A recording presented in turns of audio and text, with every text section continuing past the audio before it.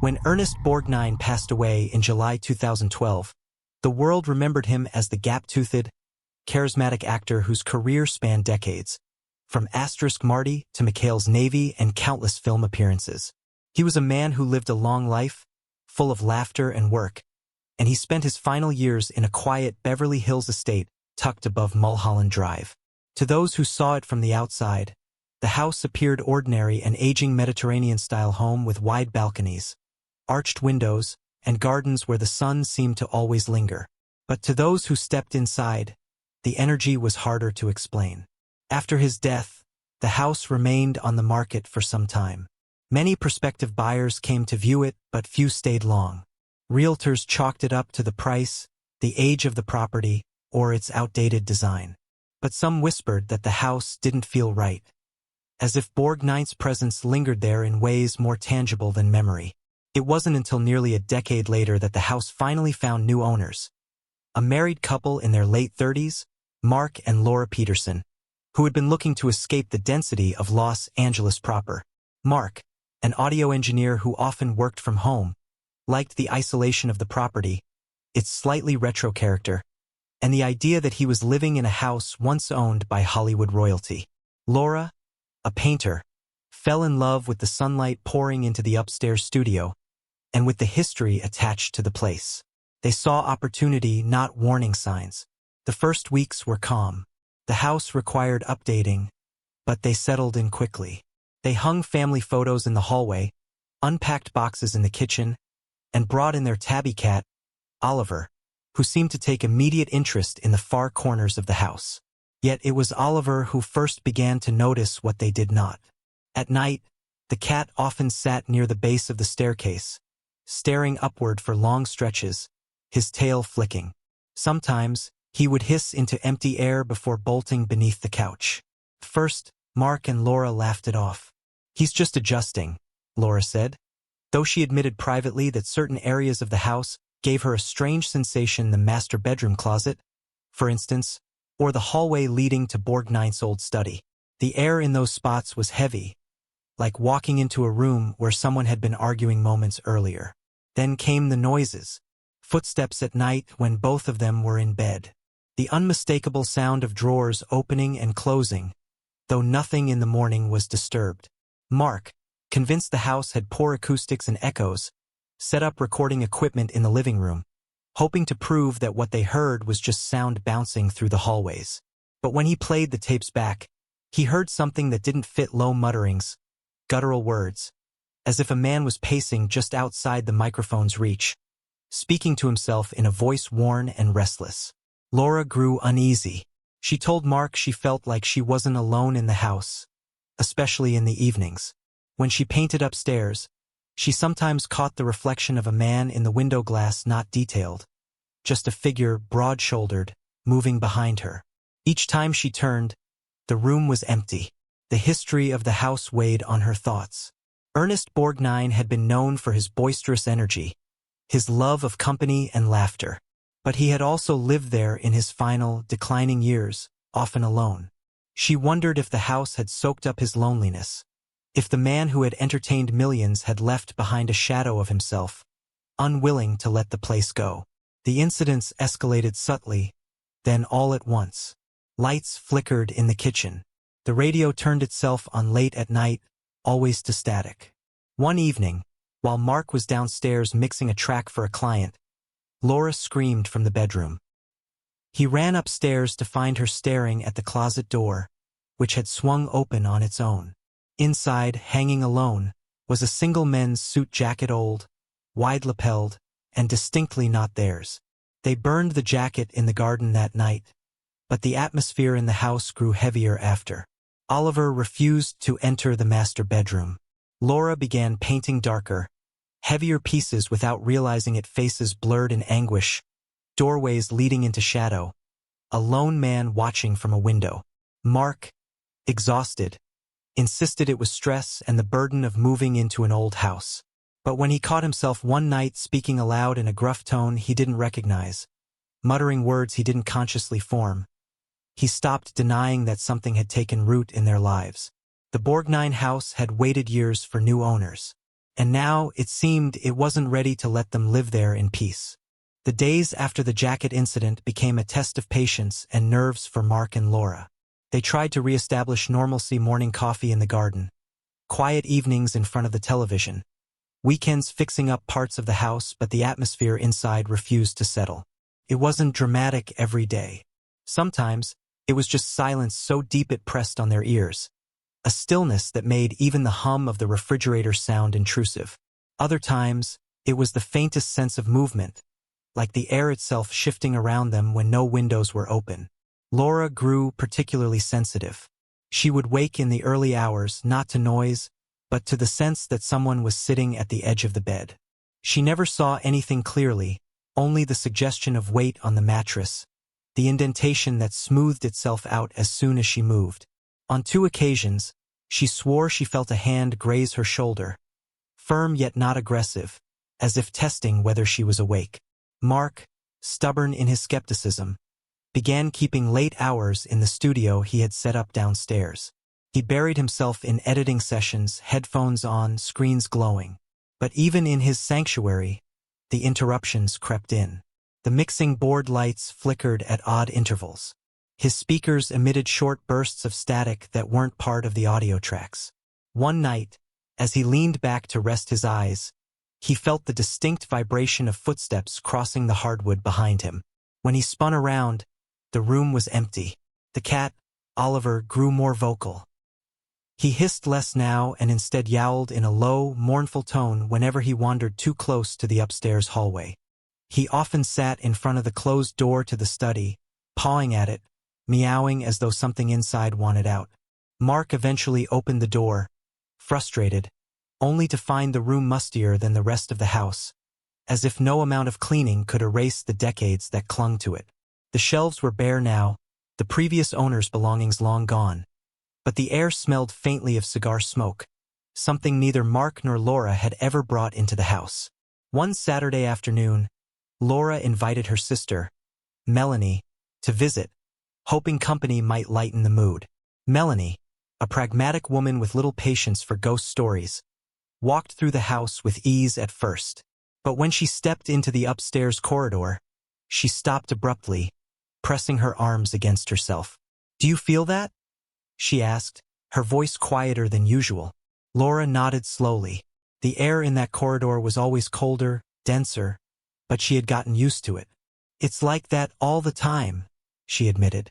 Melanie left earlier than planned that day, brushing off her unease with a smile.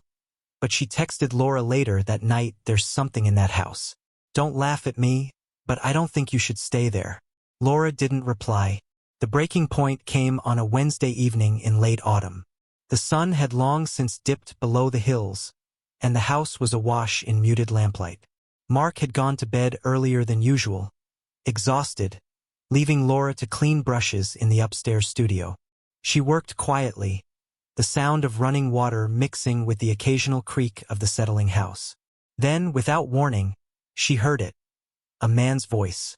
It wasn't loud, but it was clear, low and gravelly, carrying the cadence of someone speaking intimately, almost directly into her ear. She froze, the brush slipping from her hand into the sink. The words weren't fully distinguishable, something about home and quiet, but the tone was insistent. Terrified yet compelled, she turned toward the window's reflection. And there he was, not in full form, not like the stories of apparitions you hear whispered, but a silhouette, broad and unmistakably male, standing just behind her shoulder. For a breathless moment, she thought she saw the outline of a familiar face, heavy-jawed and deeply lined, a presence she had only glimpsed in old photographs of Borgnine himself. And then it was gone. Laura fled the room, her chest heaving, and found Mark awake in the bedroom, sitting upright in bed as if waiting. His expression was pale, rigid. "I heard him too," he said simply. From that night on, they no longer dismissed it. The Borgnine house was not just a place of memory or atmosphere, it was inhabited. And whatever still lingered within its walls had now made itself known. Don't forget to subscribe and like if you liked this story. The days following that night were marked by a subtle but undeniable shift in how Mark and Laura lived inside the house. It was no longer simply a place they inhabited. It became something they were sharing with a presence. Neither spoke openly of ghosts. Not to one another, not to friends or family, but the silence between them grew heavier, their glances lingering longer than words. Every creak, every whisper of air through the rafters seemed amplified, and though they carried on with their routines, their bodies betrayed them restless sleep, tightened jaws, a quickening of the breath at the smallest sound. Laura tried to pour herself into her art. The upstairs studio, once her sanctuary, had now become a battleground between inspiration and dread. She kept returning to that same window where she had seen the figure reflected in the glass, always half expecting him to be there again. The paintings she produced were no longer the soft landscapes and portraits she had once been known for. Instead, canvases filled with distorted faces, long corridors that vanished into darkness, and broad-shouldered figures that stood in doorways, watching but never stepping forward. She didn't intend to paint them. They emerged almost against her will, and she felt relief only when she laid the brush down. Mark, meanwhile, became obsessed with the audio recordings. He purchased additional equipment-sensitive microphones, digital recorders, even software meant for professional sound analysis. He set them up in the study, in the hallway, in the living room where Ernest Borgnine had once hosted guests. At first, he caught nothing but static and the normal groans of an old house. But after a week, faint patterns began to emerge. A cough where no one was present. A low chuckle, almost playful, captured in the silence after midnight. And on one recording, when Laura had been upstairs painting, a man's voice came through more clearly than any of the others. "Still here." The words sent a chill through both of them when they played it back, but Mark refused to admit fear. He rationalized it radio interference, a neighbor's voice carrying some explainable overlap. Yet, even as he dismissed it aloud, his hand trembled when he pressed stop. The cat, Oliver, was no longer the same. He became skittish, moving quickly from room to room, avoiding the staircase altogether. He often hid beneath the couch or behind boxes in the garage, emerging only when Laura called him in the softest tones. At night, his howls echoed through the house, a mournful sound that reminded Laura of a grieving child more than an animal. One evening, as autumn shadows lengthened across the city, Laura sat in the living room sketching while Mark prepared dinner in the kitchen. The house was quiet, save for the distant sound of a pot boiling. Then, from the hallway, she heard it, the slow, deliberate rhythm of footsteps. Not hurried, not shuffling measured steps, as if someone were pacing steadily, thinking deeply. Her eyes lifted from the sketchbook. The sound was unmistakable, closer now, as though whoever it was had paused just outside the doorway. "Mark?" she called, her voice thin. The footsteps ceased. A moment later, Mark's voice rang from the kitchen. "Yeah." Too far away to have been the one walking, her sketchbook slid from her lap. She sat frozen until Mark entered the room, wiping his hands on a towel, confused at her expression. "What is it?" he asked. She didn't answer. She didn't need to. His eyes followed hers toward the darkened hallway, and together they stood in silence, listening, waiting. But nothing came. From that night forward, they avoided certain parts of the house after dusk. The upstairs corridor, the study, even the living room, some evenings it all depended on the mood of the place, as if the house itself dictated where they were allowed to be. They took to keeping most of the lights on, even when they went to bed, a silent agreement neither acknowledged aloud. Then came the night of the locked door. Mark had gone into the study to check one of his recorders. Laura waited downstairs, reluctant to follow, when suddenly she heard him rattling the knob. His voice came sharp, urgent. "Laura, come here. The door won't open." She rushed upstairs, finding the study door shut tight. She twisted the knob, it moved freely, but the door itself refused to give, as though an invisible weight pressed against it from inside.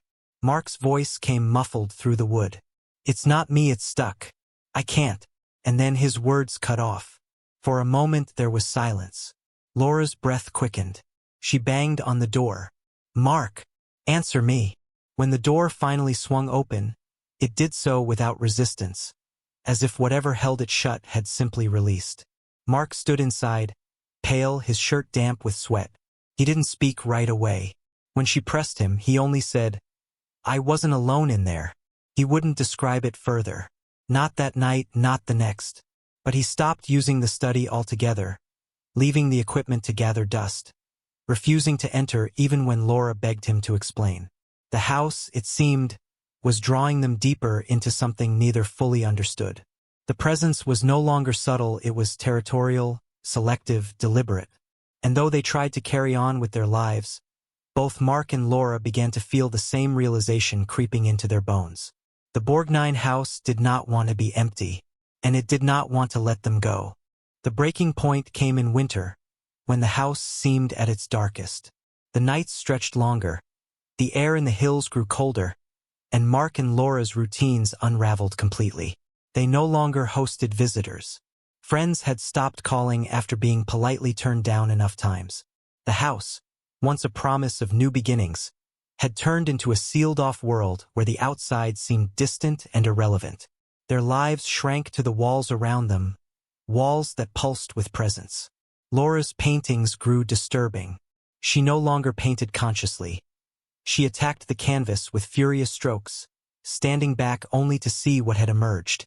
More and more, the same face revealed itself in her work, heavy features, a deep jaw, eyes that stared out with weariness and something darker.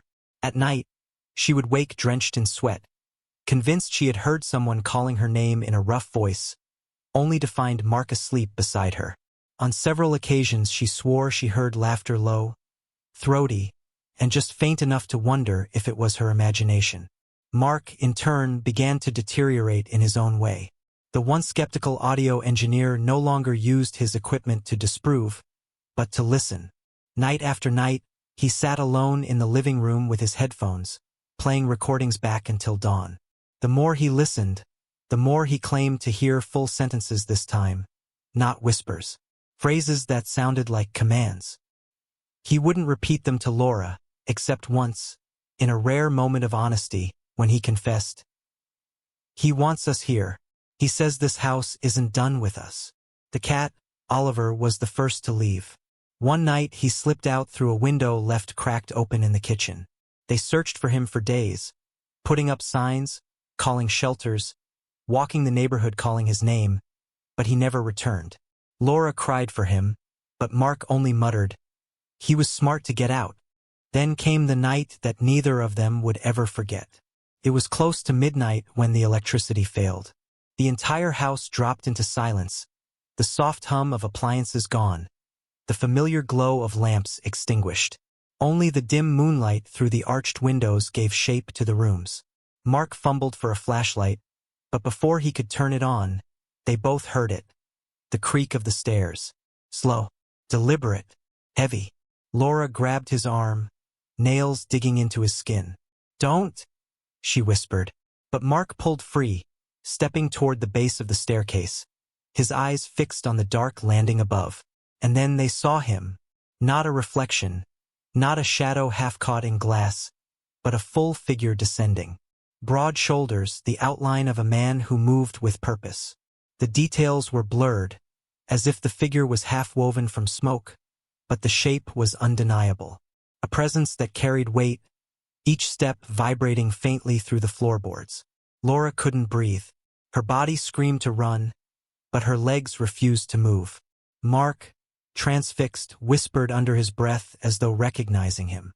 "It's him." The figure paused halfway down the stairs. Though its face remained shrouded, the impression of eyes seemed to bore into them. And then, with a voice that rattled the air like a cough through gravel, it spoke. "This is my house." The words were not shouted but absolute, each syllable leaving no space for argument. Laura screamed then, the sound breaking the paralysis. She pulled Mark backward toward the front door. But Mark resisted, his eyes wide, his body trembling as though torn between terror and obedience. "He wants me here," he said, his voice hollow, distant, as if it wasn't entirely his own. Laura yanked at him with all her strength, dragging him into motion. Together they stumbled into the cold night air, the house looming behind them like a living thing. They didn't stop until they reached their car, parked at the edge of the long driveway. Laura shoved him inside, hands shaking, and turned the key until the engine roared to life. She drove blindly, her tears blurring the road. The image of the figure still burned into her vision. They never returned. Within weeks, the house was back on the market, stripped of their belongings as though they had never lived there. Realtors listed it with polite detachment, noting its charming history and celebrity legacy. Prospective buyers came and went, admiring its architecture, its views, its secluded placement. But for reasons they could not quite explain, most declined to place offers. Neighbors whispered about the Petersons, how they had left so suddenly, abandoning a home they had invested so much in. Some said they had gone back east, others that they had split up. No one knew the truth except perhaps Laura, who stayed silent about what she had seen. Mark, for his part, was never the same again. Friends described him as distracted, withdrawn, sometimes muttering as though carrying on conversations no one else could hear. And the house still stands on its quiet Beverly Hills street, its windows dark at night, its walls keeping their secrets. To the casual observer, it is just another piece of old Hollywood history, a home once lived in by a legendary actor. But those who step inside speak of a heaviness, a watchful presence, a feeling of being judged, as if Ernest Borgnine never left, as if he is still there, waiting for the next owners bold or foolish enough to move in. Don't forget to subscribe and like if you liked this story.